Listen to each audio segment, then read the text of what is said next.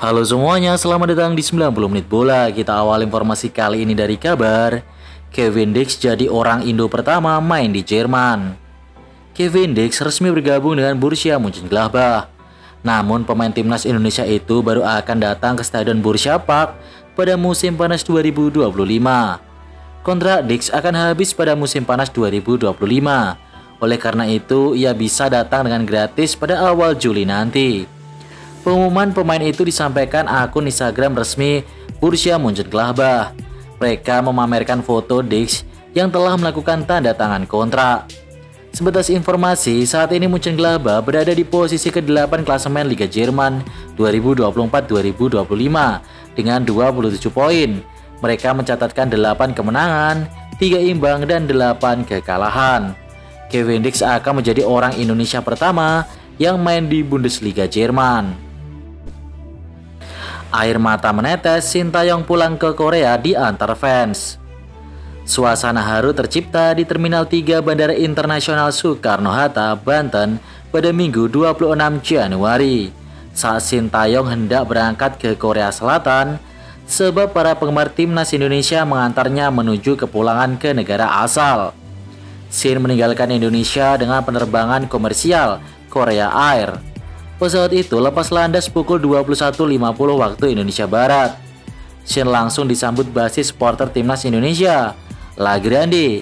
Mereka pun menyanyikan yel-yel khusus untuk mantan pelatih skuad Garuda. Shin diberikan shawl dan berpelukan dengan perwakilan supporter. Terlihat pria berusia 54-an itu meneteskan air mata karena supporter mengiringinya ke pulangannya. Sebatas informasi, timnas Indonesia di tangan Sintayong berada di posisi ketiga klasemen putaran ketiga kualifikasi Piala Dunia 2026 zona Asia dengan 6 poin. Mereka meraih sekali menang, 3 imbang, dan 2 kekalahan.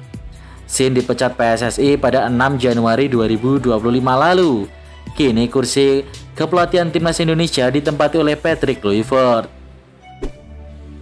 Bintang Persib Bandung Beckham Putra menikah. Gelandang Persib Bandung Beckham Putra Nugraha tengah berbunga-bunga. Pemain timnas Indonesia ini melepas masa lajang dengan menikahi gadis pujaan hatinya Devi Novela pada Minggu 26 Januari 2025. Rangkaian prosesi akad nikah yang berlangsung khidmat dan resepsi pernikahan berlangsung di Geraha Batu Nunggal, Kota Bandung.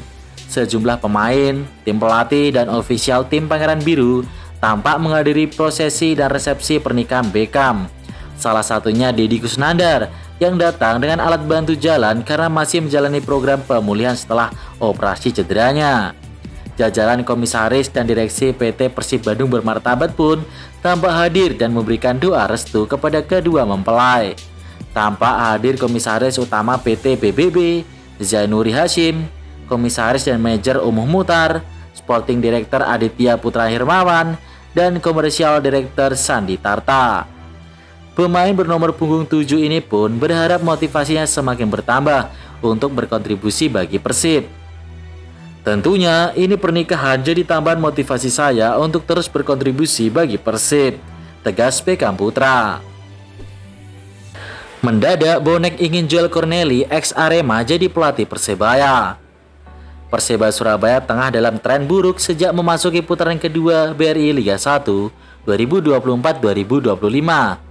Persebaya Surabaya menelan 4 kekalahan beruntun di Liga 1 2024-2025. 4 kekalahan beruntun tersebut didapat Persebaya dari pekan ke-17 hingga pekan ke-20. Kini imbas kekalahan telak dari Barito Putra, Persebaya rawan tergusur dari papan atas klasemen dan perburuan juara Liga 1. Selain itu, Paul Munster juga didesak out oleh para supporter. Bonek mania pasca kekalahan telak tersebut. Tidak menutup kemungkinan manajemen Persebaya akan mengambil langkah tegas dengan memecat Paul Munster imbas kekalahan beruntun Bruno Moreira, CS, dan kawan-kawan. Jika hal itu terjadi, maka Persebaya akan mendatangkan pelatih anyar sebagai ganti Paul Munster. Mendadak bonek pun berharap ke manajemen untuk mendatangkan Joel Corneli yang merupakan mantan pelatih rival mereka Arema FC. Bahkan Arema FC sempat masuk 4 besar klasemen Liga 1 berkat campur tangan pelatih asal Brazil tersebut. Sayang ia dipecat Arema FC imbas tren buruk Singoedan di pekan ke-13 hingga pekan 15 BRI Liga 1. Padahal jika dilihat secara keseluruhan, Joel Corneli tak begitu buruk. Oleh karena itu, Joel Corneli bisa menjadi opsi bagi Persebaya. Apalagi status Joel Corneli saat ini adalah tanpa klub alias menganggur, hingga bisa digait secara bebas transfer oleh Persebaya Surabaya. Rumor Arema FC dekati Thomas Doll sebagai pelatih. Dalam 3 laga terkini bersama Arema FC, Joe Gomez menelan hasil menyesakan. Kalah menyakitkan dengan margin 2 gol dari Dewa United, Borneo FC, dan Persib Bandung. Umpatan serta desakan out itu turut mewarnai unggahan akhir laga pada Instagram resmi Arema FC. Bekas pelatih Persija Thomas Doll katanya sedang didekati oleh manajemen Arema FC. Status nganggur Thomas Doll seusai didepak Persija Jakarta jadi indikasi kuat, di mana Thomas Doll sudah menganggur selepas dari Persija sejak 11 Juni 2024. Arema FC tinggal menegosiasi gaji serta nilai kontrak dengan Thomas Doll. Namun Arema FC harus menyiapkan dana untuk bisa memanjakan Thomas Doll yang diketahui memiliki selera tinggi di bursa transfer. Bukan menutup kemungkinan syarat itu yang akan membuat Arema FC cukup kesulitan, di mana saat itu Persija dibuat jor-joran menuruti keinginan transfer Thomas Doll, menebus Hanno Bahrens dan Michael Kremenchik, menggait pemain top Eropa Andres Kudela dan serta Abdullah Yusuf Helal. Meskipun begitu, langkah transfer Persija hampir berbuah manis karena mereka sukses menduduki posisi kedua klasemen akhir kala ditangani oleh Thomas Doll. Paul Munster mengeluh pemain Persebaya sulit cetak gol. Pelatih Persebaya Surabaya Paul Munster masih tidak habis pikir dengan hasil terkini yang diraih oleh timnya. Tim asal kota pahlawan itu tercatat sudah menelan 4 kekalahan beruntun di BRI Liga 1 2024-2025. 4 kali kalah itu tidak dapat diterima. Saya sedikit terkejut karena itu tidak seperti yang kami harapkan. Kami saat ini berada di posisi kedua di Liga dan kami terus menekan. Namun saat ini kami harus berbalik dan kembali ke jalur kemenangan, ucap Munster. Performa Persebaya sebenarnya terbilang monoton sejak awal musim. Tak ada permainan menarik seperti biasanya. Hanya saja kali ini mereka tidak beruntung untuk mencetak gol. Laga melawan Barito Putra semakin menunjukkan kualitas sesungguhnya dari kekuatan skuad Persebaya. Pemain yang seharusnya jadi andalan mencetak gol justru tidak mampu bekerja secara tim. Dalam sepak bola, jika Anda tidak mencetak gol, Anda akan kesulitan meraih kemenangan. Tentu saja kami akan melakukan perubahan juga karena saya tidak senang dengan penampilan pemain, terutama dengan penyerang. Saya tidak senang, ungkap Paul Munster. Persebaya konfirmasi resmi perpanjang kontrak Hernando Ari. Hernando Ari resmi memperpanjang kontrak di Persebaya Surabaya. Direktur Operasional Bajul Ijo, Chandra Wahyudi, menegaskan bahwa fondasi timnya pada musim depan masih akan sama. Hernando Ari sendiri menandatangani kontrak multi-years dengan manajemen Persebaya. Dia memang jadi andalan di tim Persebaya saat ini. Hernando Ari merupakan produk Akademi Persebaya U20. Resmi memperpanjang masa baktinya di tim kebanggaan masyarakat Surabaya ini. Selama memperkuat Persebaya, dia memang penjaga gawang kelahiran Semarang, menjadi andalan di bawah Mistar. Hernando sudah bersama Persebaya sejak 2018. Saat itu ia membela Persebaya U18. Setahun berselang ia naik ke Persebaya U20 bersama Andika Ramadhani yang juga akan terus bersama Green Force musim depan. Cuma raih 1 poin lawan Solo, The Jack protes wasit. Meski Persija Jakarta sukses curi 1 poin dari Persis Solo, Jakmania malah beri sindiran menohok untuk satu sosok. Siapakah itu?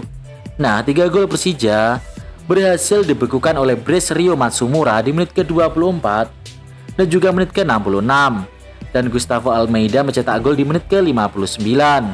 Sementara 3 gol tuan rumah Persis Solo dicatatkan oleh Francisco Alessandro di menit ke-6 dan Brice Launtaro Belgia di menit ke-52 dan juga menit ke-73. Dalam laga dengan tempo tensi tersebut atau tempo tinggi tersebut, turut diwarnai 2 kartu merah, masing-masing 1 untuk Persis Solo dan Persija. Dimulai dari kartu merah Rio Fahmi di menit ke-49 dan kemudian bek kiri Persis Solo Rizky Dwi di menit ke-83.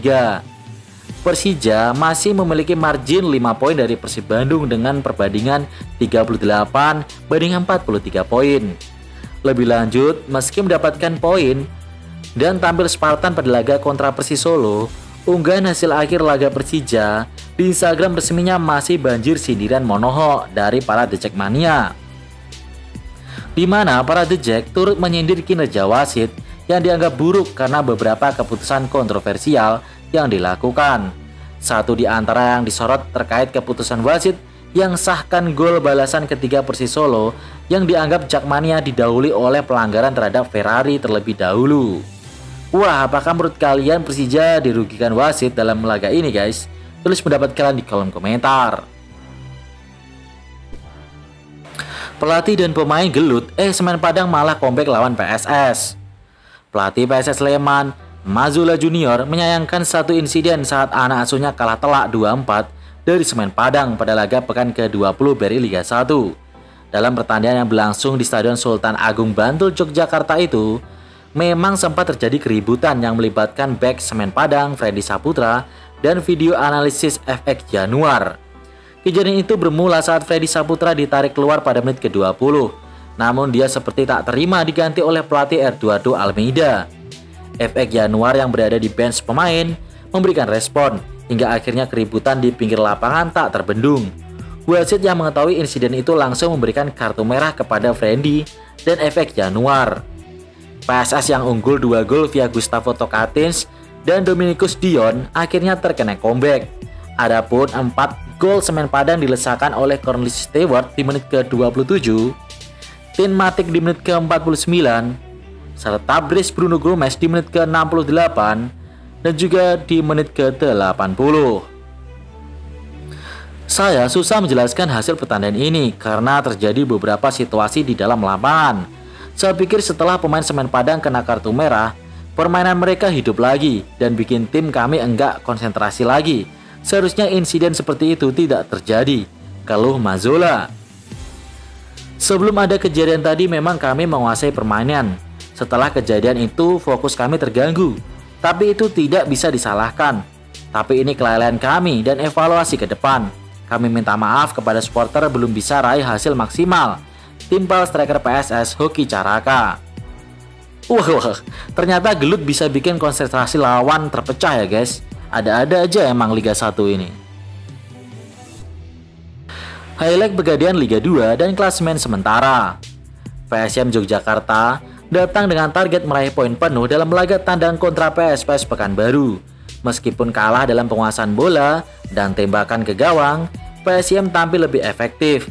Gol tunggal kemenangan PSM dicetak oleh striker asal Brazil, Rafael Desa Rodriguez, pada menit ke-84.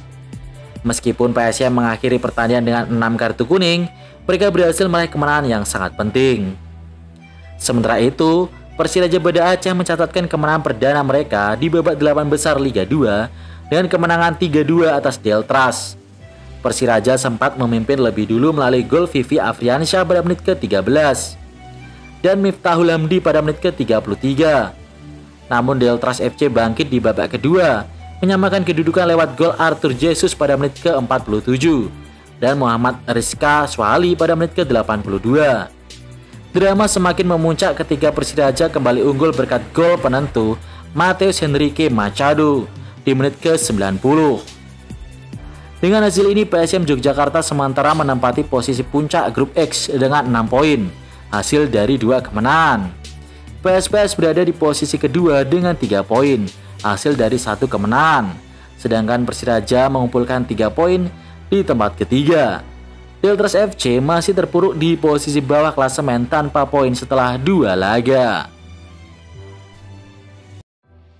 Highlight BRI Liga 1 dan klasemen sementara.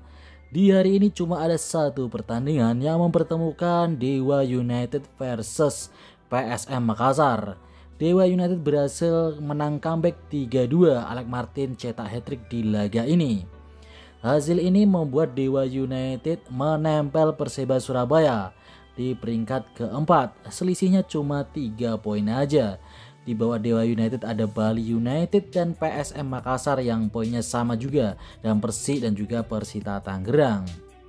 Persib Bandung masih memuncaki klasemen diikuti Persija Jakarta. Borneo ada di peringkat ke-9 ya guys. Sementara di papan bawah masih ada Arema, Malit United, PSPS Biak, PSIS Semarang, PSS Sleman, Barito Putra, dan di zona degradasi ada Semen Padang 16 poin, Persis Solo 14 poin, dan juga Madura United 13 poin. Gimana guys, jagoan kalian ada di posisi berapa?